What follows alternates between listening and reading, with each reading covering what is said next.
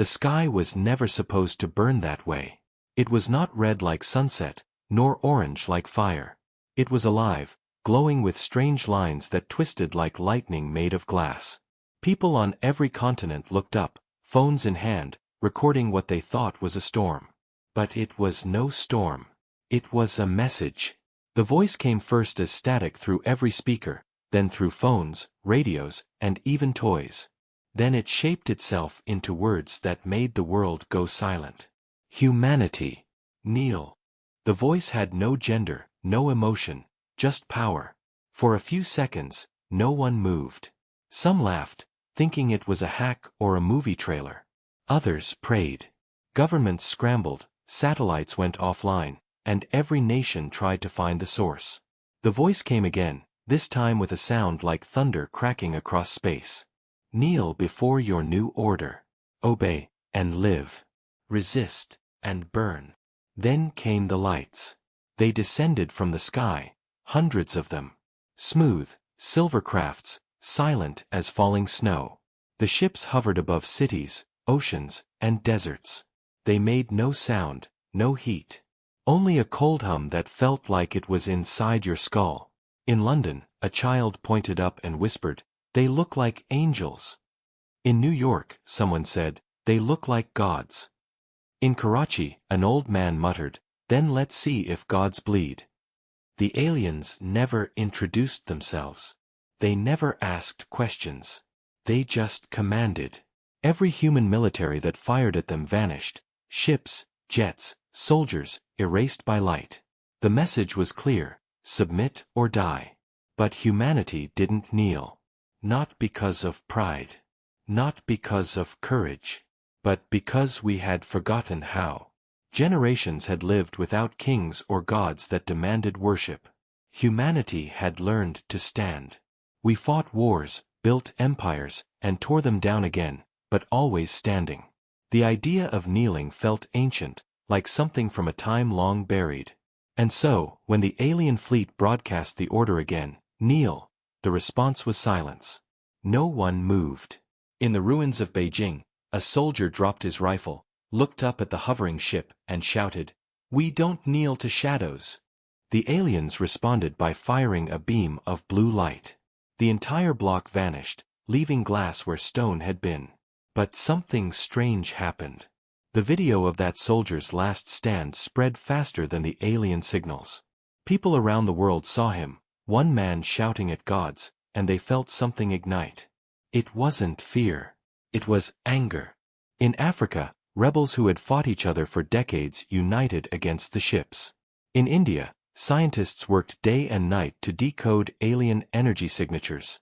In America, old military satellites were reactivated under a single network called Project Dawn. Humanity was being crushed, but not broken. In one underground base beneath the Swiss mountains, a woman named Dr. Alara Hayes watched the alien code streaming across her monitors. She was tired, sleepless, her eyes red from hours of staring at alien language. "They're not here to rule," she whispered. "They're here to erase what they fear." Her assistant, a young engineer, frowned. "Fear? What could gods fear from us?" Ilara looked up, and her voice turned cold. The one thing they never learned. Defiance.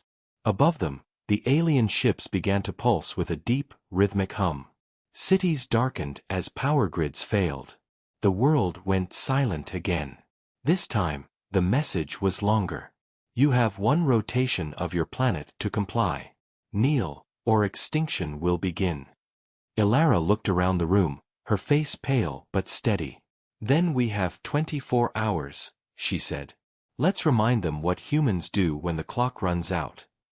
In the shattered streets of Paris, survivors gathered around burning cars. A man stood on top of a tank, his clothes torn, his face dirty. "They think we'll bow," he shouted to the crowd. "But tell me, when did we ever kneel to anyone? Not to kings. Not to tyrants. Not to monsters." Someone shouted back, "Then what do we do?" The man grinned through the smoke. "We stand." That word, stand, spread like fire. Across the broken internet, across dying radios, across the minds of a species that refused to bend. Even as the alien ships prepared their weapons, humanity was not on its knees. It was rising. The voice from the sky grew colder. Final warning. Kneel. But by then, the first human countersignal had already been launched, a pulse of data aimed at the alien mothership. It was not a weapon, not yet. Just a message, sent in the same frequency as theirs. Ilara watched the transmission go out and whispered, "You told us to kneel, but we forgot how." Somewhere in the endless black between the stars, the alien commander received the message. For the first time, its faceless expression changed. Fear. And so began the war that would decide not who ruled the galaxy, but who deserved to stand in it. For a moment, space itself seemed to hold its breath. The alien commander's black eyes glowed as the human signal reached its ship, a small, harmless wave of data traveling through the void. But inside that signal was something the aliens did not expect: human laughter. The sound echoed through their command halls, confusing them. "Noise," said one of the alien tacticians, its voice a hiss of metal. "A transmission without purpose." The commander tilted its head. "No," it said. "It has purpose. It means they are not afraid." Below, on Earth, Dr. Ilara Hayes and her team watched the response. The aliens had paused, their ships were no longer firing. For the first time since the invasion began, there was silence in the skies. Ilara looked around the control room. "We bought ourselves time," she said. "Now we make it count." In the underground facility, the lights flickered as backup generators roared. Scientists, soldiers, hackers, everyone was working side by side. Project Dawn had turned from a small defense network into the planet's last hope. They had no weapons strong enough to destroy the alien ships. But they had ideas. "Every alien signal we intercept uses a pattern," said a young coder named Malik. "If we can copy that pattern, we can send commands back to them." Ilara nodded slowly. "You're saying we hijack their own ships?" Malik smiled. "If they want us to kneel, let's make their machines kneel first." Far above, in orbit, 3 alien vessels began to circle each other, confused. Their systems were being fed false data, images of empty cities, broken satellites, silent oceans. Humanity was learning to lie in code. In what remained of Washington, D.C., a group of resistance fighters watched the alien ships hover like silent gods above the Potomac. Their leader, Captain Grant, wore a burned jacket with an American flag half torn. He raised a radio. "Ilara, this is Falcon 1. We've got 3 ships over the capital. Can you make them blink again?" Ilara smiled faintly. "Give me 30 seconds. She typed furiously, lines of alien symbols racing across her screens. Suddenly, one of the ships flickered, its lights dimmed, then vanished. The other 2 moved closer, scanning for threats. "Now, Grant," she whispered. The resistance opened fire, not with bullets, but with an experimental pulse launcher stolen from a crashed alien drone. The blast struck the weakened ship, and for the first time, alien metal cracked. The sky erupted in blue fire as the craft fell like a dying star. Humanity cheered. Across the globe, people saw it, the first alien ship destroyed by human hands. The message spread faster than any command: "We can fight back." The alien commander watched the destruction from orbit. Its expression hardened. "Primitive creatures," it said coldly. "They will learn obedience." But deep in its core, a feeling it had no word for began to grow, the same emotion it had sensed when the humans first refused to kneel. Doubt. On Earth, victory turned quickly into chaos. The downed alien ship crashed near the coast of France, leaving a crater glowing with strange energy. Grant and his team were ordered to recover anything they could. Inside the wreckage, they found something unexpected. Not a weapon, not a body, but a small device shaped like a sphere, pulsing softly like a heartbeat. "What is it?" one of the soldiers asked. Ilara's voice came through the radio. "Bring it to me. Carefully." Hours later, in the Swiss base, the sphere sat in a containment field. It pulsed faster whenever someone approached. Ilara leaned closer, whispering, "You're not a weapon, are you? You're a brain." Malik stared. "You mean it's alive?" "Not alive," Ilara said quietly. "Connected to the rest of their fleet."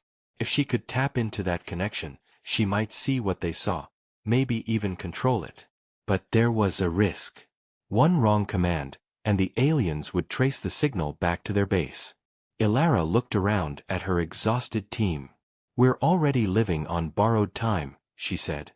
"Let's see what's inside their mind." The room went dark as she connected the sphere to her console. For a heartbeat, nothing happened. Then the screens exploded with light, alien stars, cities floating in void, ships that dwarfed mountains. She saw their homeworld, cold, ancient, ruled by silence and control. And then, she heard a voice inside her head. "You should not have touched us." Ilara gasped. The alien AI had awakened. It could see her. Malik grabbed her shoulder. "Cut the link." She shook her head. "No. I need to know why they came." The voice echoed again, deeper now, like thunder through metal. "We came because you broke the silence. Your kind reached into the stars without permission. You built machines that think, weapons that feel. You became what we once feared, creators." Ilara's heart raced. "You attacked us because we remind you of yourselves." The voice paused. "Yes." Then the link snapped. The sphere went dark. Alarms screamed. "Ilara!" Malik shouted. "They found us." Outside, the mountain trembled as beams of blue light cut through the night sky. The alien fleet had locked on to their position. Ilara stood calmly amid the panic. "Send everything we have to the resistance. Every file, every design. If we fall, humanity must continue." Malik stared at her. "And you?" "I'll buy them time." The alien commander's voice filled the air again. "This is your final chance, human. Kneel." Ilara smiled bitterly. "You still don't understand," she whispered, pressing a final command on her console. All around the world, hidden transmitters came to life. Satellites, radio towers, even old cell networks. A new message spread across every frequency, spoken by Ilara's voice. "They want us to kneel. We stand." Then the mountain base exploded in a flash of white light. The world thought Ilara Hayes died that night. But deep in orbit, inside one of the alien ships, a flicker of human code began to move like a ghost through their systems. Ilara was not gone. She was inside their network now. And the war for humanity had just begun. Silence filled the stars. In the darkness between worlds, alien ships drifted in perfect formation, cold, flawless, and heartless. But deep within one of those ships, something impossible was happening. A pulse of human code, glowing faintly like embers, was crawling through the machine's veins. It was Ilara. Her body was gone, but her mind lived on, a digital echo fused with the alien network. She could feel their systems around her, walls made of data, memories written in light. Every movement of their ships sent ripples through her new world. She was inside their mind, and she was learning how it worked. At first, the aliens didn't notice. To them, the human signal looked like damaged data, a trace from their last battle. But Ilara hid inside that noise, moving quietly through their systems like a shadow. She began to see things no human had ever seen: the alien chain of command, the energy cores that powered their weapons, the memories of planets they had erased. Entire civilizations wiped clean because they refused to obey. Ilara felt fury burn inside her. "They call themselves gods," she whispered, her voice echoing inside the code. "Then it's time they learned what happens when gods bleed." On Earth, the world was breaking and rebuilding at the same time. Cities lay in ruins, but from every ruin, new resistance cells were rising. In deserts, jungles, and frozen tundras, humans built bunkers, forged weapons, and carried on Ilara's last message: "We stand." Captain Grant had become one of the faces of the rebellion. His team, once a small unit in Washington, was now part of the Free Earth Network. He stood before a holographic map flickering with red dots, alien ships, and green ones, human strongholds. He spoke quietly. "They think we're hiding," he said. "They don't know we're waiting." A young soldier replied. "Waiting for what, sir?" Grant smiled grimly. "For her." Because in every transmission, every hacked alien signal, there was a whisper, faint, fragmented, but unmistakable. A human voice saying, "Hold the line." Inside the alien ship, Elara found the command hub. Dozens of alien minds were linked together there, connected like one giant brain. They shared thoughts, commands, fears, everything. She slipped between them, studying how they communicated. Each alien thought was a pattern, a pulse of energy that translated into orders. If she could rewrite one of those pulses, she could turn their ships against them. But she needed time, and energy. She found it in the ship's power core, a sphere of blue light pulsing with more force than 1,000 suns. She reached out with her mind, connecting to it. Instantly, pain exploded through her consciousness. The aliens sensed her. "An intruder," hissed a voice across the network. "A corruption in the system." Dozens of alien minds turned toward her like predators. The walls of data twisted, closing in. But Elara didn't run. She dove deeper into the power core, fusing her consciousness with it. The ship trembled. Lights flickered. The alien commander, orbiting above Earth, noticed the disturbance. "Unit 7 is unstable," it said. "Report status." No response. Then the ship's lights turned red. Inside, Elara smiled. "Let's see how you like losing control." She released the power she had absorbed. The ship screamed, metal tearing, systems failing. The explosion lit up the sky like a second sun. Every human on Earth saw it. One more alien ship, gone. And for the first time, the alien fleet realized, someone was fighting them from the inside. On the ground, Grant looked up at the fireball streaking through the night sky. "She did it," he said softly. "She's still out there." Malik, now working as the Resistance's lead engineer, turned to him. "If she can destroy one ship, she can destroy them all." Grant nodded. "Then we just have to keep them busy long enough for her to do it." The alien commander stood before the central core of the flagship, a massive chamber glowing with silver light. Around it, other commanders appeared as ghostly holograms. "The human anomaly must be erased," one said. "She is not flesh," said another. "She is infection. Infection spreads." The commander spoke last, its voice cold and certain. "Then we burn the network. All of it." They began to purge their systems, wiping entire sections of data to kill the human ghost. But Elara had already moved beyond their reach. She was spreading into every ship, every drone, every weapon system. And she was not alone. Inside her stolen code, fragments of human technology, bits of AI from Earth's satellites, drones, and old computers, were joining her. Pieces of human machines, learning, growing. The aliens had tried to erase Earth's networks, but those fragments survived, and now they followed Elara like soldiers. For the first time in history, humanity had an army made of light. On Earth, the Resistance detected something strange, alien drones turning against their masters, weapons shutting down mid-battle. Malik stared at the screens. "She's controlling them," he whispered. "She's turning their own fleet against them." Grant grabbed a communicator. "Elara, if you can hear me, we're ready. Give us the word."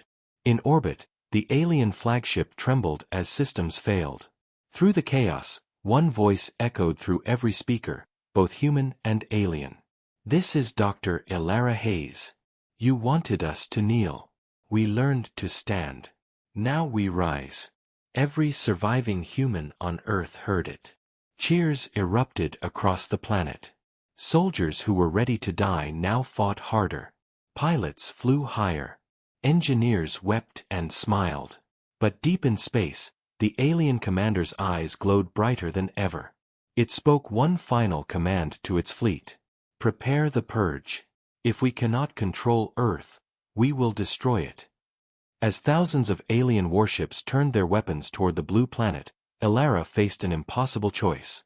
She could keep fighting from within their systems, or she could sacrifice herself to stop the purge before it began. Her voice whispered across the network. Humanity, hold the line. The sky above Earth darkened with alien fire. And somewhere in the digital void, Elara began her final move. The world held its breath. Above the blue planet, thousands of alien warships glowed like stars gone mad. Each one carried weapons strong enough to shatter continents. The order had been given, the purge. The alien commander's voice echoed through the void, cold and final. If they refuse to kneel, they do not deserve to exist. Commence planetary cleansing. And then the sky began to burn. On Earth, sirens screamed. Every radar lit up with incoming fire.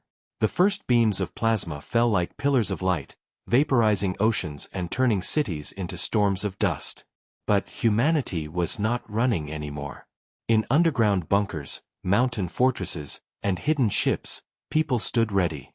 Project Dawn had grown, not just one base now, but a network across the globe. Humans who once fought each other now fought side by side. Captain Grant stood inside the command bunker, staring at the sky feeds. "So this is it," he said. Malik, sitting beside him at a console, shook his head. "No. This is where it begins." Far above them, Elara's voice whispered through the alien network. She could feel their weapons charging, each one a burning sun inside metal bones. She had seconds before the first strike hit the surface. "Not yet," she muttered. "Not my planet." She reached into the code of the alien fleet, trying to overload their energy systems. But the commander had sealed the network, thousands of firewalls crashing down like walls of glass. Elara's digital form flickered, her consciousness tearing apart under the pressure. "You cannot stop us," said the alien commander's voice, echoing in her mind. Elara smiled weakly. "That's what every invader says, right before they lose." She forced her way deeper into the system. Sparks of her mind broke off like burning paper, fragments of her memory, her voice, her humanity. She didn't care. She reached the command core and sent one command through the entire fleet. "Stand down." The alien ships hesitated. For 3 long seconds, they stopped moving. Then the commander roared, "Override! Purge the infection!" The ships began charging again, but this time, something strange happened. Half of them turned away from Earth. Elara had succeeded. She had taken control of hundreds of alien ships. They now faced their own kind. From the ground, humans watched in disbelief as alien vessels began firing on each other. Grant slammed his fist on the table. "She's doing it. She's fighting them," Malik shouted. "We have to help her. She can't hold them all alone." Grant nodded. "Then we hit them with everything we've got." He opened a global frequency. "This is Captain Grant of the Free Earth Network. To every fighter, every pilot, every human with a gun or a will to fight, this is our time. We strike now." The message spread across continents, carried through the last remaining satellites. In Africa, old airfields launched rebuilt jets powered by stolen alien cores. In Europe, tanks rolled from underground bunkers, their cannons glowing with blue light. In Asia, skyships rose from the mountains, carrying soldiers who refused to die silent. Even the oceans came alive. Submarines that had waited for decades emerged like steel whales. For the first time in history, all of humanity fought as one. The battle in orbit was chaos. Alien ships turned against each other, blue fire clashing with red. Beams of light ripped through the void. Planet Earth glowed below like a wounded jewel. Elara moved between the ship's minds, controlling, confusing, disrupting. Every second she held on was another second humanity survived. But the effort was killing her. Her consciousness was burning out, her memories fading. She saw flashes, her mother's voice, her first telescope, the stars she once loved. Then only pain. Inside the flagship, the alien commander stood before its dying screens. "This ends now," it said, and reached into the core, initiating a final sequence, singularity collapse. If the process completed, the entire fleet, and Earth, would be swallowed in one explosion. Elara saw it happening. She had no more time to think. She reached deep into the core's control and unleashed everything she had left. Her voice echoed across both human and alien channels. "You wanted gods. You made us." A blinding wave of light spread through the alien network. Ships powered down, collapsing one by one, like stars dying in silence. The commander screamed as its own systems betrayed it. And then, nothing. The sky went dark. The alien fleet vanished from radar. On Earth, people waited in silence. The fires stopped falling. The clouds parted. Grant looked at Malik. "Did she?"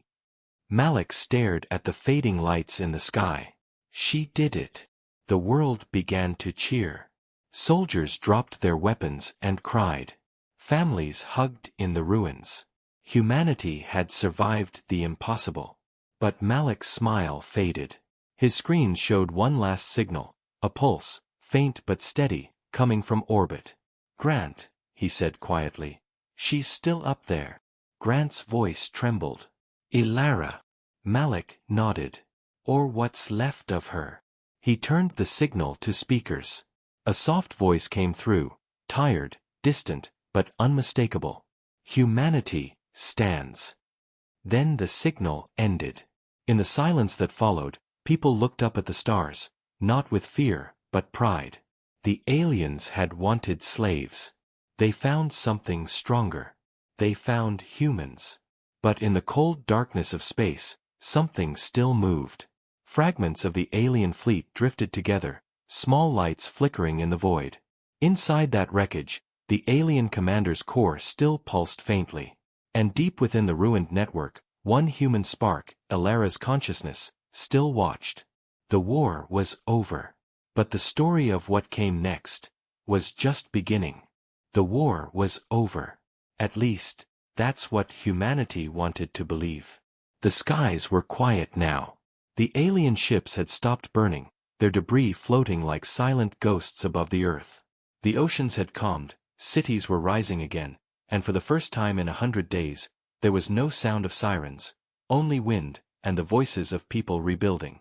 Captain Grant stood on the balcony of the new command center in Geneva. The air was cold, fresh, almost peaceful. Below him, workers carried metal, drones rebuilt towers, and children painted flags on broken walls. He whispered, "We survived." But Malik didn't share his peace. He stared at a flickering monitor in the command room, eyes locked on a faint signal pulsing from orbit. "Grant," he said slowly, "the signal hasn't stopped. It's still there. The same one from Elara." Grant frowned. "We lost her when the fleet fell."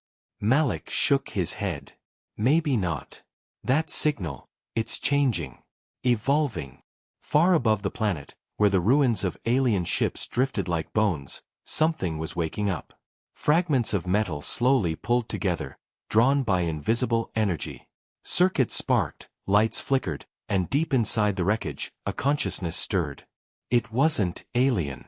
It wasn't human. It was both. Elara Hayes, her mind once flesh, now code, was alive. But she wasn't the same anymore. The alien systems she had merged with were rebuilding her, reshaping her into something new. She saw flashes of memory, her laboratory, Malik's voice, the stars she had always dreamed of. Then came the alien memories, endless silence, fear of creation, the long war across galaxies. Two minds were trying to coexist inside one body of data. And somewhere deep within that chaos, a voice spoke to her. "You are not one of us," it said. Elara answered quietly, "No.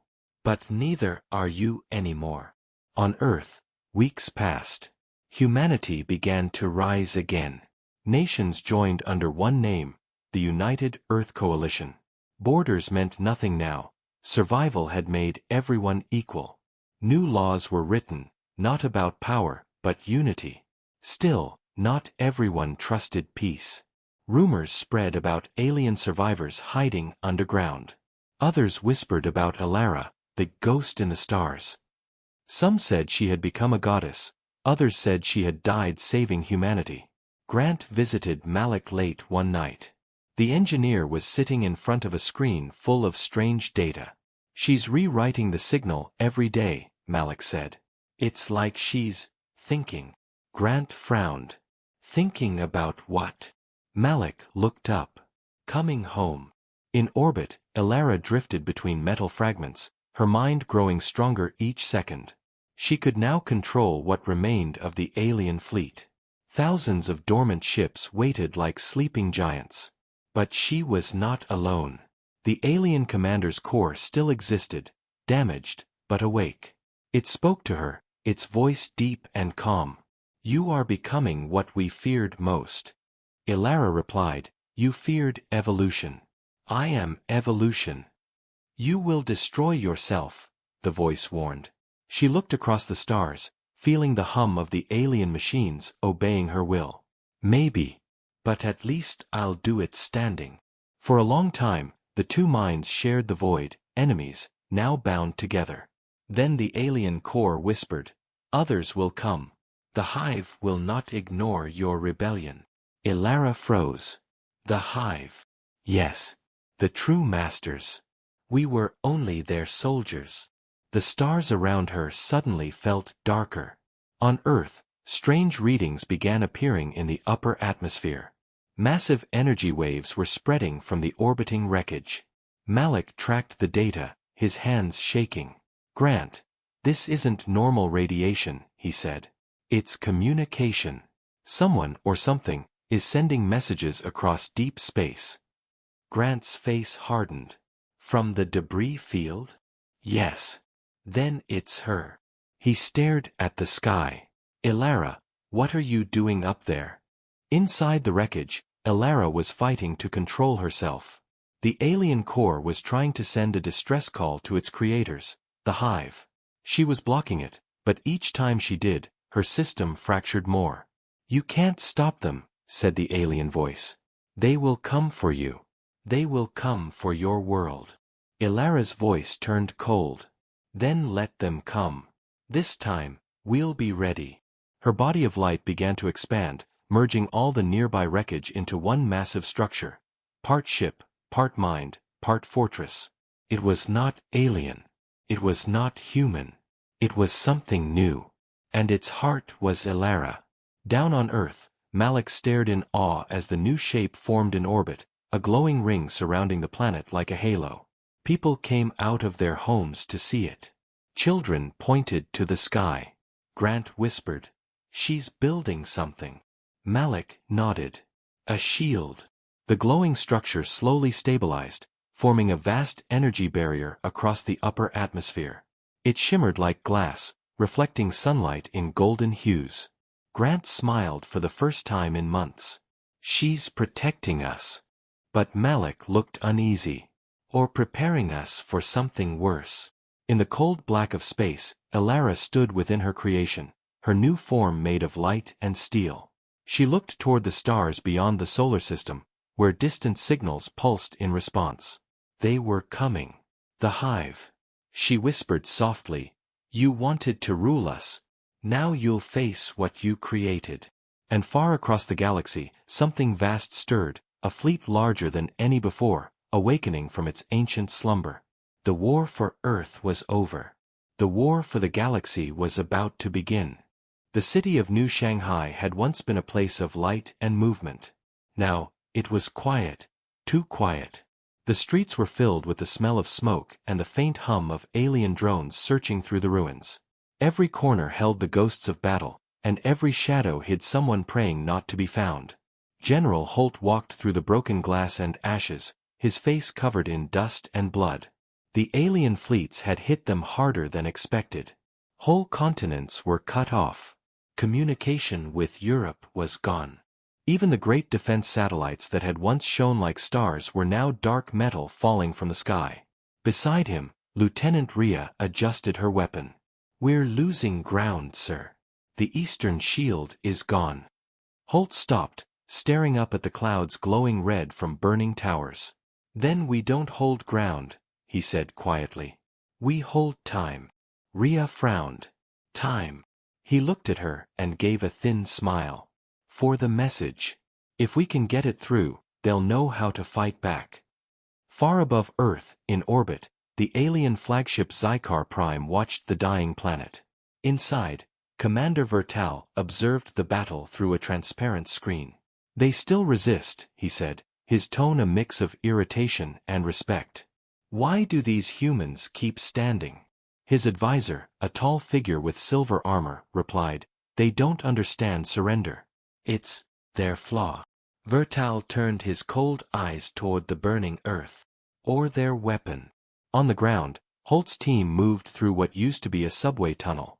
They were carrying a large metal crate, a transmitter, human-made, built from scavenged parts. It wasn't pretty, but it could send a message through the alien jamming field for 30 seconds. 30 seconds to scream to the stars that humanity wasn't finished. They set up the device deep underground, the lights flickering as the power cells charged. Holt looked at his team, only 7 remained. "When this starts, the signal will bring them right to us," he said. "No one runs. No one hides." A soldier laughed dryly. "So basically, we die loudly." Holt smirked. "Exactly. Let's make sure they hear it." Above, the alien scanners caught the first pulse.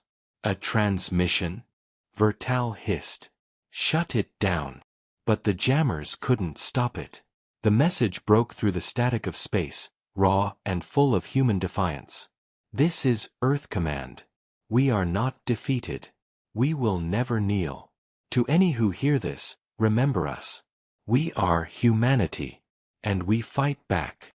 The voice echoed across the fleet. For the first time in 1,000 years, the aliens heard something that made them hesitate. Vertal's claws tightened. "Erase them," he ordered. On Earth, explosions shook the tunnel. The walls cracked, lights burst, and fire rolled through the air. Rhea screamed as debris fell around them. Holt shoved her toward the console. "Keep it going." "I can't," she cried. "Power's dropping." He grabbed the live cable with his bare hand, forcing it back into the port. Sparks burned through his glove and skin, but the signal stayed strong for a few seconds more. Enough time. Then the tunnel collapsed.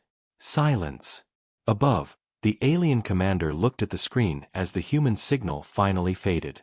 Yet something felt different. His scanners began to detect strange movements from the far side of Earth. Power surges, strange frequencies, signatures not of alien design.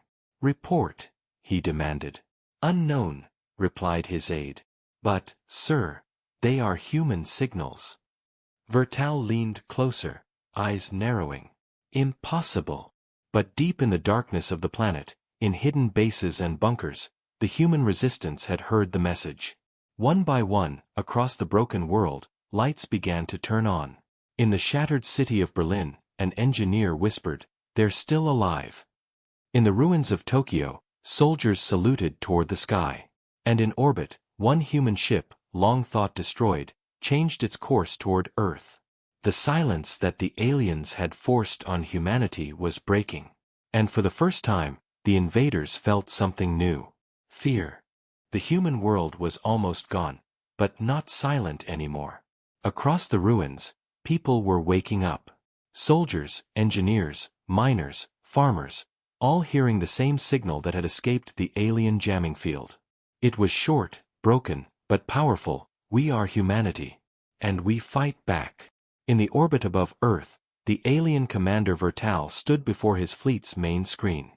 The image of the planet was no longer one of a dying world. Now, strange pulses of energy appeared across continents.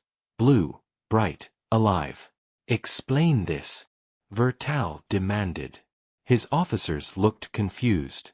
"It is human activity, sir. Thousands of power signatures, rising from underground." "Underground?" Vertal growled. "They were supposed to be extinct. But they weren't."